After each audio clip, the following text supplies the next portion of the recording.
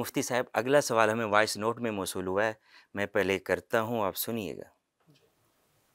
مفتی صاحب السلام علیکم مفتی صاحب، میں ضلع جنگ جی مفتی صاحب، یہ جھنگ سے بھائی پوچھ رہے ہیں کہ میری والدہ کوئی 15 دن پہلے بیمار ہوئی تھیں، تو رات کا وقت تھا، تو میری 2 بیٹیاں بھی ہیں، تو وہ میرے ساتھ ہی سوتی تھیں۔ تو والدہ بیمار تھیں، میں ہسپتال لے کے جانے ہی لگا تھا، لیکن بیٹیاں ضد کر رہی تھیں، تو میں ان کو سلانے میں لگ گیا، تو میری بھی آنکھ لگ گئی۔ پھر رات کو 3 بجے کے قریب میں نے دیکھا کہ والدہ بہت زیادہ بیمار ہے، میں ان کو فوراً ہاسپٹل لے کر گیا، وہاں علاج معالجہ چلتا رہا، لیکن وہ وفات پا گئی۔ جب سے انہوں نے وفات پائی ہے تب سے میں پریشان ہوں کہ شاید میری غفلت کی وجہ سے میں لیٹ ہو گیا، ان کو ہاسپٹل نہیں جلدی لے کے نہیں جا سکا، اس غفلت کی وجہ سے شاید ان کی ڈیتھ ہو گئی ہے۔ اب وہ پریشانی میرے دل سے نہیں جا رہی، میری زندگی اجیرن ہو گئی، بہت مشکل میں ہوں میں، تو کوئی ایسا حل بتائیں کہ میری وہ پریشانی دور ہو جائے۔ دوسرا ساتھ میں یہ بھی پوچھ رہے ہیں کہ کوئی ایسی دعا بتا دیں میری والدہ کو جنت الفردوس مل جائے، ان کی دعائے مغفرت کے لیے کون سا عمل ایسا کروں کہ ان کی مغفرت ہو جائے، ان کے سارے گناہ بھی بخش دیے جائیں۔ بسم اللہ الرحمن الرحیم۔ اس سے پہلے بھی ہم نے ایک پروگرام کے اندر ایک بھائی کے سوال پر اسی طرح کا جواب عرض کیا تھا، اس کو بھی دیکھ لیجئے گا۔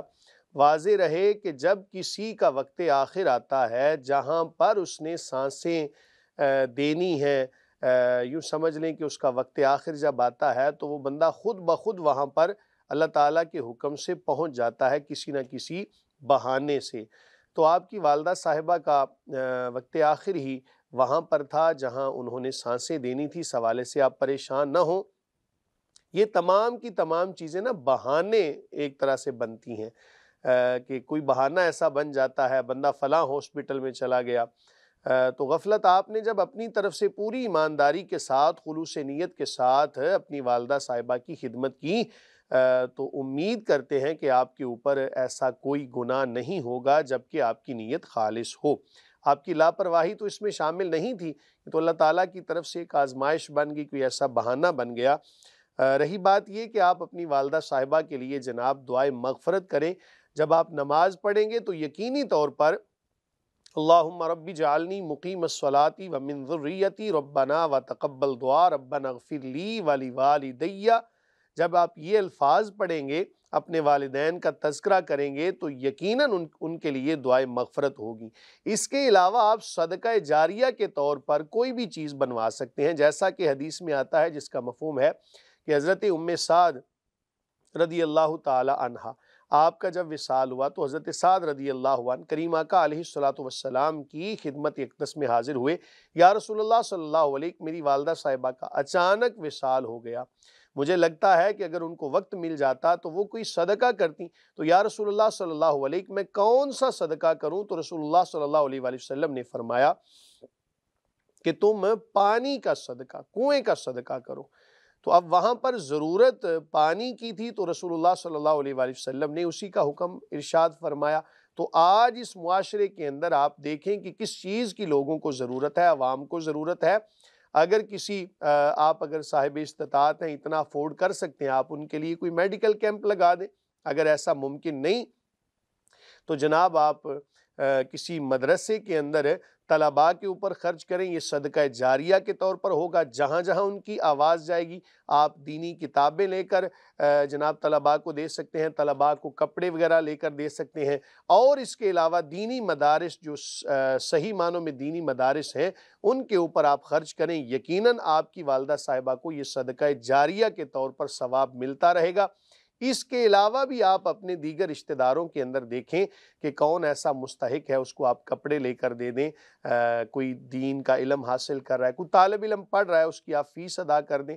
تو اس طرح کے جن چیزوں کی معاشرے کو ضرورت ہو ویسا صدقہ کرنا زیادہ ثواب۔ جی مفتی صاحب، صدقہ جاریہ میں دینی پروگرام کی یا تلاوت کی یا نعت کی کیسٹ وغیرہ تقسیم کرنا اور اسی طرح سی ڈیز تقسیم کرنا، کیا یہ بھی ثواب میں شامل ہے؟ بالکل ایسا ہی ہے جناب، میں ایک مثال دیتا ہوں کہ آپ اگر کسی دینی پروگرام کو شیئر کر دیتے ہیں تو یہ شیئر کرنا بھی صدقہ جاریہ کے طور پر ہے، اور اگر آپ نے کوئی غلط چیز شیئر کر دی تو یہ گناہ جاریہ کے اندر آئے گا۔ ہمارے ہاں جناب ایک دوسرے کو بڑی دعوت دی جاتی ہے، کوئی بھی ایسی ویڈیو دیکھیں تو ہم کہتے ہیں ہم اس سے لطف اندوز ہوئے ہیں نا تو ہمارا فلاں دوست فلاں عزیز بھی اس سے لطف اندوز ہو۔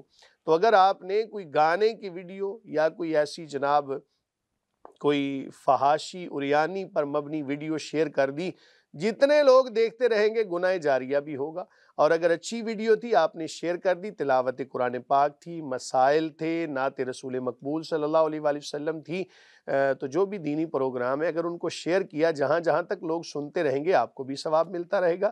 تو کیسٹ لے کر تقسیم کرنا، آج کل تو یہ چیزیں بہت کم ہیں، دینی پروگرام کو شیئر کرنا یہ بھی ایک صدقہ جاریہ کے زمرے میں اور آئے کسی گا۔ نے سوشل میڈیا پر اس نیت سے شیئر کر دیا اور اس کو 10 لاکھ لوگوں نے دیکھ لیا، تو اس کو 10 لاکھ لوگوں کے ایسا ہی ہے، دیکھنے کا بالکل ثواب دیا جائے گا؟ بالکل بالکل ایسا ہی ہے، جتنے لوگ سنیں گے، دیکھیں گے، اس پر عمل کریں گے تو اس کو بھی ثواب ملتا رہے گا۔ بلکہ نبی کریم صلی اللہ علیہ وآلہ وسلم فرماتے ہیں، جس کا مفہوم ہے کہ اگر تیرے کہنے سے کسی ایک بندے کو ہدایت مل گئی تو تیرے لیے یہ دنیا و ما فیہا کی تمام چیزوں سے بہتر ہے۔ جی مفتی صاحب، اگلا سوال ہمیں وائس نوٹ ہی میں موصول ہوا ہے، میں پلے کرتا ہوں۔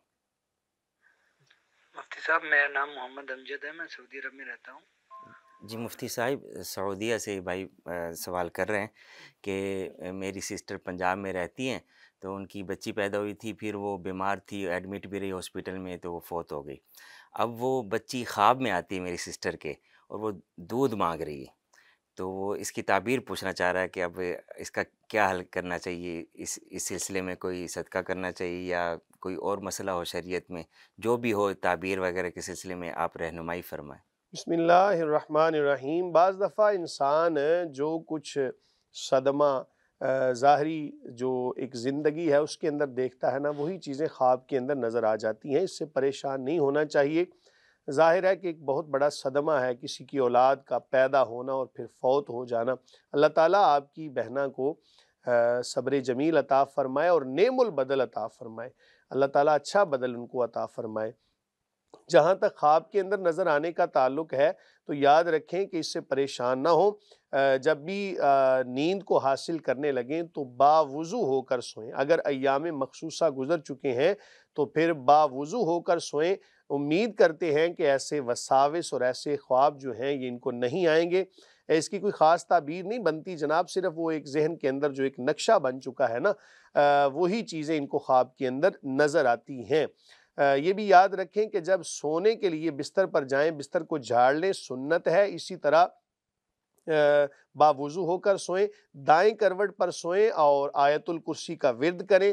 اسی طرح معوذتین، سورہ فلق، سورہ ناس۔ نبی کریم صلی اللہ علیہ وآلہ وسلم جب مبارک بستر پر تشریف فرما ہوتے آرام کرنے کے لیے، تو آپ کی سنت میں یہ بھی شامل ہے کہ جسم مبارک پر ہاتھ پھیرتے اور معوذتین یعنی سورہ فلق، سورہ ناس پڑھتے جاتے، جسم مبارک پر ہاتھ بھی پھیرتے جاتے۔ اس عمل کو کریں۔ امید کرتے ہیں تمام وہ سننے والے جن کو ڈرونے خواب آتے ہیں اور جن کو جناب ایسے خواب آتے ہیں کہ جن کی کوئی تعبیر ہی نہیں بنتی، تو وہ تمام لوگ ایسا عمل کر کے سوئیں۔ یقیناً ایسے ڈرونے خواب سے بھی آپ جناب بچ جائیں گے، اور سنتوں پر عمل کرنے میں پھر جناب برکتیں ہی برکتیں ہیں، بہاریں ہی بہاریں ہیں۔ واللہ تعالی عالم بالصواب۔ بہت شکریہ مفتی صاحب، اور آپ سب احباب کا بھی بہت شکریہ جو اپنے سوالات ہمیں بھیجتے ہیں۔ امید ہے مفتی صاحب کے قرآن و سنت کی روشنی میں دیے گئے جوابات سے آپ کو رہنمائی ملی ہوگی، اور آپ سب دیکھنے والوں سے گزارش ہے کسی بھی دینی، شرعی، اخلاقی اور اصلاحی معاملے میں اگر رہنمائی چاہتے ہیں تو مفتی آن لائن میں اپنے سوالات سکرین پر دیے گئے نمبر پر بھیجیں، یا آپ ہمارے سوشل میڈیا کے ذریعے بھی ہم سے رابطہ کر سکتے ہیں۔ آپ سب دیکھنے والوں سے گزارش ہے کہ اپنے سوالات واٹس ایپ پر لکھ کر بھیجیے یا وائس نوٹ کے ذریعے بھیجیے۔ کالز ہم ریسیو نہیں کر سکتے۔ آپ کے سوالات کو ہم پروگرام میں شامل کریں گے اور ان کا مکمل شرعی حل بتائیں گے۔ سب دیکھنے والوں کا بہت شکریہ۔ وما علینا الا البلاغ۔